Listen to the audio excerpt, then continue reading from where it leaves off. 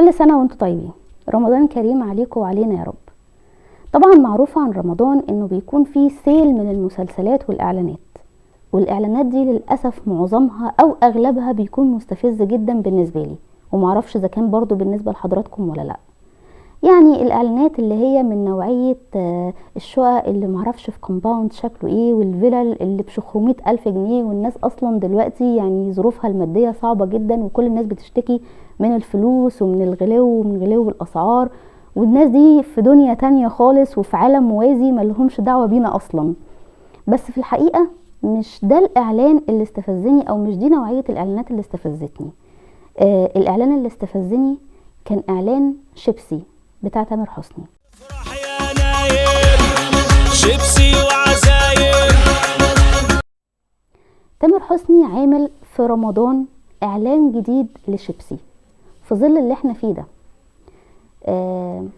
ايه يعني ايه بقى؟ هو الفنان تامر حسني مش واخد باله ان في حاجة اسمها مقاطعة؟ مش واخد باله من المهازل اللي بتحصل من شهر اكتوبر اللي فات، من 7 اكتوبر اللي فات لحد النهاردة، والناس اللي بتموت، والناس اللي بيوتها بتتحرق وبتتهد، والناس اللي بتفقد عزيز عليها، والمشاكل والحروب اللي حاصلة، والأذى اللي حاصل، سواء الأذى النفسي أو الأذى المعنوي أو ايه؟ مش واخد باله من كل ده؟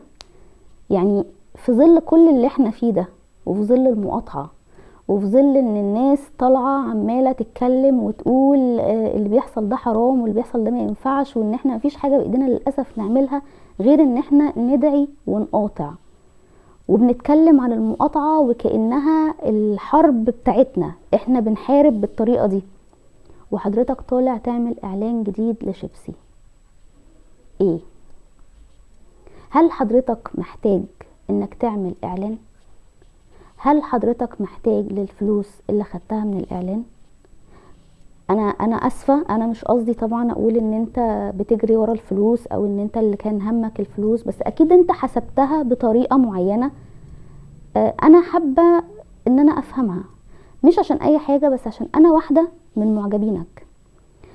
انا وناس تانية غيري كتير بتحب تامر حسني، بتعتبر ان تامر حسني ده مش مجرد فنان او ممثل او مغني، لا، احنا بنشوف ان تامر حسني ده واحد مننا. تامر حسني ده ينفع مثلا يبقى قريبنا، ينفع يبقى صاحبنا، ينفع يبقى جارنا. بنحس كده ان احنا قريبين منه وهو قريب مننا. بنتابع مشاكل تامر حسني على السوشيال ميديا وبنتأثر بيها وبنتفاعل معاه علشان احنا بنحبه، مش كفنان، كإنسان. فعلشان كده انا بطلب من حضرتك انك تفهمني وتوضح لي وتوضح لكل معجبينك، مش انا بس، يعني انا واحدة من معجبينك الملايين اللي بيحبوك، اللي حصل ده حصل ليه، وبناء عن ايه، وجهة نظرك شكلها عامل ازاي. يا ريت حضرتك تعرضها بس علينا. يعني ايه اللي يخليك تطلع تعمل اعلان لشركة شيبسي وحضرتك عارف ان في مقاطعة، وان المقاطعة قايمة على حاجتين اساسيين، هما شيبسي وبيبسي.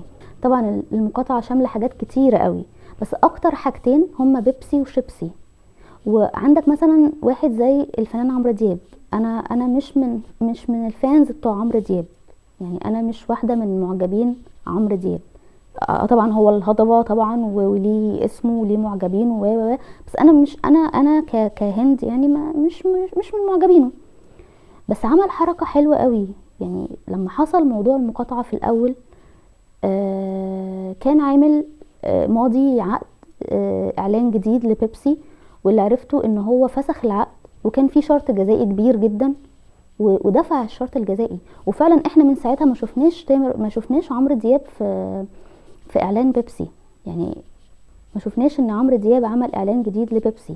وده اعتقد انه بيأكد المعلومة ان هو فعلا فسخ العقد بتاعهم. فهو ليه عمرو دياب عمل حاجة زي كده؟ لان عمرو دياب شخص مؤثر، عمرو دياب ليه ملايين المعجبين، وعارف كويس قوي ان كل خطوة بيعملها بحساب، فعارف كويس قوي انه ما ينفعش يعمل حاجة زي كده ما ينفعش يعمل اعلان ايا كان المبلغ اللي هو هياخده او ايا كانت العائد من الاعلان. ما ينفعش يعمل ده لانه حد مؤثر، هو حد مؤثر، الناس بتحبه وبتحترمه وبتحب تسمعه وبتحب تعرف آراءه في اي حاجة تخص الرأي العام، زي تامر حسني بالظبط، زي تامر حسني وزي فنانين كتير قوي. فلما حضرتك تيجي تضرب بكل ده عرض الحائط زي ما بيقولوا وتروح تعمل اعلان لشيبسي، عايزه اقولك ان انت لو كسبت حاجه فللاسف انت خسرت قدامها حاجات كتيره قوي. فانا مش عارفه انت ازاي ما خدتش بالك من حته زي دي. يعني انت لو انت كسبت حاجه خسرت حاجات تانية. لاني عايزه اقولك برضو ان ناس من معجبينك، لان انت معجبينك مش جوه مصر بس، انت معجبينك جوه مصر وفي الوطن العربي كله. فمن ضمن معجبينك الناس دي، الناس اللي هناك دي، الناس اللي عايشه في المرار وفي العذاب وفي الحروب بقى ما لهمش ذنب في اي حاجه، الناس الابرياء اللي ما لهمش ذنب في اي حاجه، دول من معجبينك. فتخيل لما يسمعوك عامل اعلان جديد لشيبسي، هم هيكون رد فعلهم ايه؟ هو انت للدرجه دي مش حاسس بينا؟ هو انت للدرجه دي مش فارقين معاك؟ الحاجات اللي بيعملها، لان طبعا المقاطعه مسمعه، المقاطعه مسمعه، الدنيا كلها عارفه ان الناس عامله مقاطعه والمقاطعه مسمعه. فلما يقولوا ان الناس البسيطه اللي مفيش حاجه بايديهم عملوا اللي عليهم بانهم يقطعوا، وحضرتك يا شخص يا مؤثر يا اللي ليك معجبين في كل مكان بالملايين معرفتش تعمل حاجه زي كده، فايه؟ اتمنى بجد ان انت تطلع تتكلم وتطلع توضح وجهة نظرك. ان شاء الله يكون ليك وجهة نظر، وان شاء الله نكون فاهمين غلط، وان شاء الله وجهة نظرك تكون سليمة. لاني فعلا احنا بنحبك وما نحبش ابدا ان انت تكون الشخص ده، الشخص اللي مش في دماغه او بايع القضية او حضرتك شخصية عامة، شخصية مؤثرة، الناس كلها بص عليك، الناس كلها حطاك تحت الميكروسكوب لانك انت فنان وليك اسمك وليك شعبيتك وليك جمهورك وليك معجبينك. فطبيعي الناس كلها هتبقى عامله يعني سبوت كده عليك وشايفاك وواخده بالها كويس قوي من تصرفاتك. فعشان كده اي تصرف لازم تعمله لازم يكون بحساب. يا ريتك تكسب الناس وتكسب نفسك قبل ما تكسب الناس. انا ما بقولكش مثل، انا ما بقولكش مثل ان انت متعاطف، انا بقولك انت اكيد متعاطف، انا متاكده ان انت متعاطف، بس خد بالك من تصرفاتك. يعني موقف زي ده يخسرك ناس كتير قوي، يخسرك معجبين كتير قوي.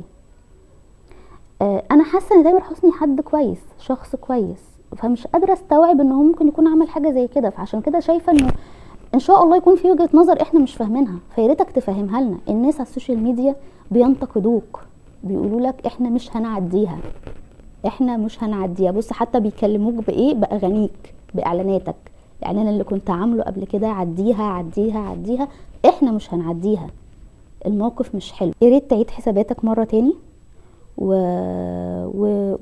وتشوف الخلل فين بالظبط والمشكله فين بالظبط وتحاول ان انت تصلحها. ما اعتقدش ان حد بحجم تامر حسني ممكن يهتم باعلان. اعتقد ان دي حاجه تافهه قوي بالنسبه لك. معلش يعني لو مش هتعمل شيبسي فممكن تعمل اعلانات تانية كتير، وما اعتقدش ان انت هتكون بتبص الاعلان، يعني اكيد الموضوع ليه ابعاد تانية. فياريتك تشرح الابعاد دي لو تقدر، وحاول ان احنا يعني ايه، او حاول ان انت تبعد شوية عن الحاجات اللي ممكن تخسرك الناس وتخسرك نفسك قبل اي حد. في الاخر كل سنة وانت طيب، وكل سنة واحنا كلنا بخير وبصحة وسلام، وربنا ان شاء الله يعدي الازمة ويعديها قريب جدا وينصرهم ويقويهم يا رب. ورمضان كريم عليك وعلينا وعلى الامة الاسلامية كلها. كل سنة وانتم طيبين.